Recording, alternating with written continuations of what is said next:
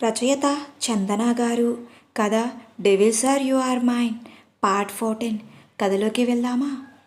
నిజంగానే నేను ఈ ఇంట్లో అడుగుపెట్టిన మరుక్షణం ఇన్ని అనర్థాలు జరిగాయి అంటే నా జాతకం మంచిది కాదని అనుకుంది. ఆమె జీవితంలో తను అనుభవించిన కష్టాలకు కన్నీళ్లు అన్నీ తలుచుకొని, కరెక్టే, నా జీవితం మంచిది కాదు. నిజంగా నేను కోరుకున్న ఏ జీవితం నాకు దక్కలేదు. ప్రాణంగా ప్రేమించిన వాడు దూరమయ్యాడు. చిన్నప్పుడే తల్లి తండ్రిని పోగొట్టుకున్నాను. ఏ ప్రేమని పొందని నాకు అతనే సర్వస్వమయ్యాడు. ఇప్పుడు నా జీవితం నేనే ఊహించినట్లు లేదు. రియాజ్ సార్ తను అవసరం కోసం నన్ను కోరుకున్నాడు. యూజ్ అండ్ త్రోలా. ఆయన అవసరం తీరగానే నన్ను వదిలేస్తాడు. మళ్ళీ నా లైఫ్ ఏంటి అని కళ్ళు మూసుకొని కళ్ళల్లో నిండిన నీటితో కళ్ళు తెరుస్తుంది. మెయిడ్స్ అందరూ ఆమెనే చూస్తుంటే కళ్ళు తుడుచుకొని అత్తయ్య కోసం ఏదైనా జ్యూస్ తీసుకురండి అని ఆర్డర్ చేస్తుంది జెస్సీ. ఇంకో మెయిడ్తో టీవీలో ఏదైనా న్యూస్ వస్తుందా అని అడిగింది. వస్తుందమ్మా అని అహల్య డిస్టర్బ్ కాకుండా చిన్న వాల్యూమ్ పెట్టి ఫోన్ ఆన్ చేసి ఇస్తాడు ఆ మెయిల్ మెయిడ్. అందులో ఆఫీస్ కాలిపోవడం పదే పదే రిపీట్ చేస్తూ బ్రేకింగ్ న్యూస్ వేస్తుంటారు. అందులో కంపెనీ చైర్పర్సన్గా అభిషేక్ని చూపిస్తారు తప్ప రియాజ్ కనిపించడం. ఏమయ్యాడు అనుకుంటుంది. అంటే ఆయన లోపలికి వెళ్ళారా అని బాధపడుతుంది. 2-3 ఫ్లోర్లో కాలిపోవడం, అందులోనూ చాలామంది నైట్ డ్యూటీ ఎంప్లాయీస్ ఉండటం చూసి ఎంతమంది నాలా ఇంకెంతమంది అనాథలు అవుతారని బాధపడింది. ఇది చూసా అత్తయ్య గారు ఇలా అయ్యారా అనుకుంది. కళ్ళు తుడుచుకుంటూ రియాజ్కి కాల్ చేద్దామనుకుని తన ఫోన్ చూసేసరికి ఫోన్ పైన బెడ్రూమ్లోనే ఉందని అర్థమై చా అనుకుంది అసహనంగా. వెంటనే అతను గుర్తుకు వస్తాడు. ఇప్పుడు ఫోన్ ఆన్ చేశానని తనకు తెలిస్తే తనకి ఎంత కోపం వస్తుందో అని. అతను ఎక్కడ ఉన్నాడు? కొంపదీసి ఇక్కడికి వచ్చాడా ఏంటి అనుకొని, ఇక్కడికి వస్తే మా ఇంటికి వెళ్తాడు. అమ్మ వాళ్ళు ఇల్లు మారారు కదా, సో నో ప్రాబ్లం అనుకుంది.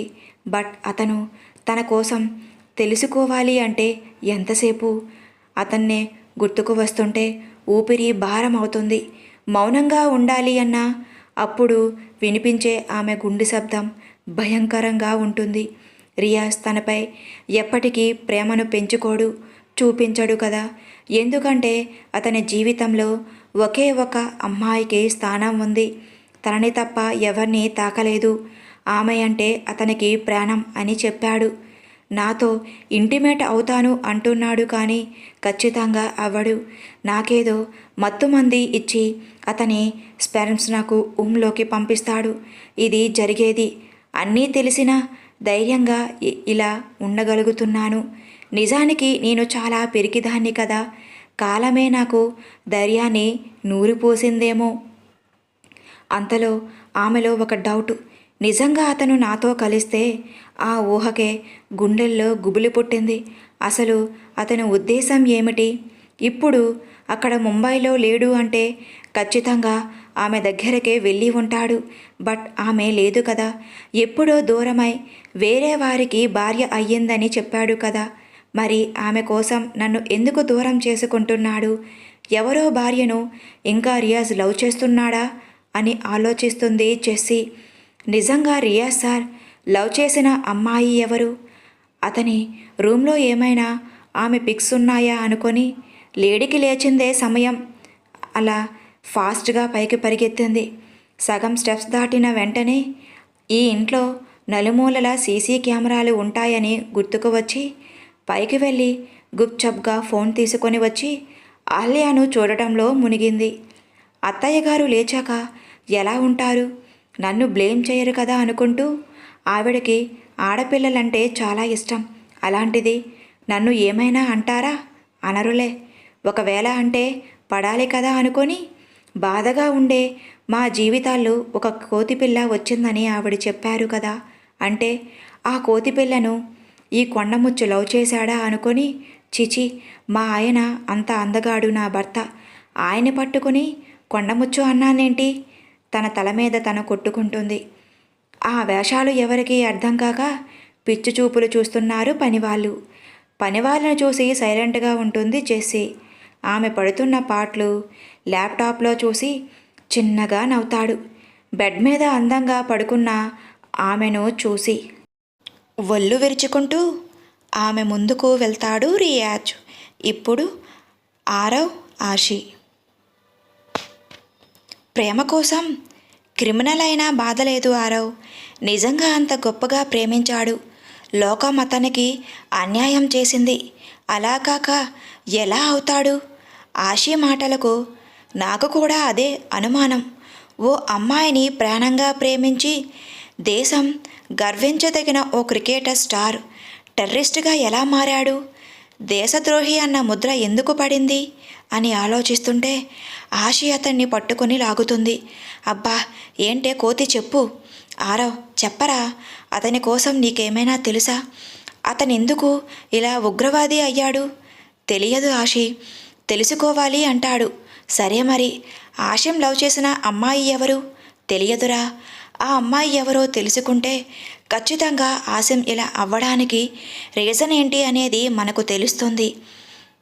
వాల్ వైపు చూస్తూ అంటాడు ఆరవ్. ఆ అమ్మాయి ఎవరో తెలుసుకోవచ్చు కదరా. ఆ అమ్మాయి ఇంకా ఆశంతో టచ్లో ఉంటే ఈజీగా క్యాచ్ చేయొచ్చు కదా. ఉచిత సలహా ఇస్తుంది ఆషి. నేను పోలీసోణ్ణి, నువ్వు నా పెళ్ళానివి. అలానే ఉండు ఓకేనా?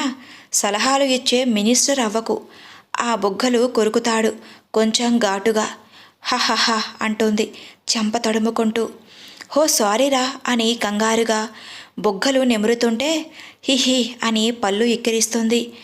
ఆ అల్లరికేం తక్కువ లేదు కోతి అని తల మీద చిన్నగా కొట్టి బయటికి వెళ్దాం రెడీ అవ్వు. రే పోలీసోడా అని కోపంగా పిలుస్తుంది. ఏంటే రౌడీదానా అని కేర్లెస్గా అంటాడు. అందుకే నాకు మండేది అని ఆరవ్ని బెడ్డ మీదకి బోర్లా పడేసి అతని వీపుపై కూర్చుంటుంది. ఆషి అని పిలువు, చేతిని వెనక్కి మెలిపెడుతుంది. నొప్పి లేకపోయినా హా అని అరుస్తాడు. అస్సలు పిలవను. నీకు బుద్ధి రాలేదా? నాతోనే పెట్టుకుంటావా? హా పెట్టుకుంటాను, బరాబార్ పెట్టుకుంటాను. ఏం చేస్తావే? రే బండ ఎదవా, నేను ఆరుషునిరా, నాతో నీ వేషాలు సాగవు అని రెండు చెవులు మెలిచి చేతులను వెనక్కి మడిచి వాటిపై కూర్చుంటుంది. బక్కదానా వదలవే, నీ మొగుడికి టైం అవుతుంది. బండోడా అస్సలు వదలను. నువ్వు ఈ రోజంతా నాకు దగ్గరగా ఉండాలి. ఉండను. అవతల క్రిమినల్ పారిపోతుంటే నీ దగ్గర కూర్చొని ఈ సేవ చెయ్యాలా? ఈ సేవ ఏం కర్మరా? మీ సేవ, ఆ సేవ, ఈ సేవ, ఇంకా ఎన్ని సేవలు ఉంటే అన్నీ చెయ్యాలి. ఉంటానని చెప్పరా అని అంటుంది ఆషి. ఏ మొద్దు, నేను నీ హబ్బీనే. ఏంటి ఆ లాంగ్వేజ్ అని అంటాడు ఆరవ్. హో అలాగా బండ సచ్చిన మొగుడు గారు, మీరు నాతో ఉంటానని చెప్పండి అని చేతుల మీద గట్టిగా తన డిక్కీతో ప్రెస్ చేస్తుంది. ఆ అని చిన్నగా రాగం తీస్తాడు ఆరవ్. నిజంగానే నొప్పి లేచింది. కంగారు పడి కన్నీళ్లు పెట్టుకుని పక్కకు జరగబోయి బెడ్ మీద నుంచి కింద పడబోతుంటే బ్యాగ్లో ఉన్న చేతితోనే క్యాచ్ చేసి తన వీపు మీదకి వేసుకుంటాడు. కింద పడతాను అనుకునేలోపు ఆషి వచ్చి అతని బ్యాగ్పై పడుతుంది. వీపు నొక్కవే అని ఆర్డర్ వేసి కళ్ళు మూసుకుంటాడు. ఊ అని చిన్నగా అంటూ వీపు నొక్కుతుంది. బోర్లా పడుకున్న అతని టవల్ పక్కకు పోయేసరికి ముఖం తిప్పుకొని అది సరిచేస్తుంది. ఎందుకో ఆమె నుంచి ఆన్సర్ సరిగా రాలేకపోయేసరికి సడన్గా అటు తిరుగుతాడు. నడుం ప్రెస్ చేసేది కాస్త ఆరవ్ ఇటు తిరిగేసరికి చెస్ట్ దగ్గర ప్రెస్ చేయబోయి అతనిపై పడుతుంది. ఆమె కళ్ళు చూసి కంగారు పడి ఆషి అని మధురంగా పిలుస్తాడు. ఆమెను సరిగా తన షోల్డర్ కిందకి పడుకోబెట్టి నేను జస్ట్ యాక్ట్ చేశాను, నాకు ఏం పెయిన్ లేదు, అనవసరంగా ఏడవకురా అని లాలనగా తల నిమురుతున్నాడు. ఊహు అని అంది. నీ వెయిట్ ఎంతరా? నిన్ను క్యారీ చేయలేనా అని అంటాడు హస్కీగా. వెంటనే వాళ్ళ ఇద్దరు ప్రైవేట్ మూమెంట్స్ గుర్తుకు వచ్చి సిగ్గుతో ఆరవ్ గుండెల్లోకి ఒదిగిపోతుంది ఆషి. అతను అందంగా నవ్వుతాడు. ఇద్దరు పాతవన్నీ గుర్తుకు వచ్చి ఆ క్షణం ఆ ఫీల్ని ఎంజాయ్ చేస్తూ తమ పర్సనల్ వార్డ్లో మరి ఎవ్వరికి చోటు ఇవ్వక ప్రశాంతంగా కనులు మూస్తారు. ఇంకా ఉంది. స్టోరీ ఎలా ఉందో కామెంట్ చేయండి. అర్థం కాకపోతే కామెంట్ చేయండి.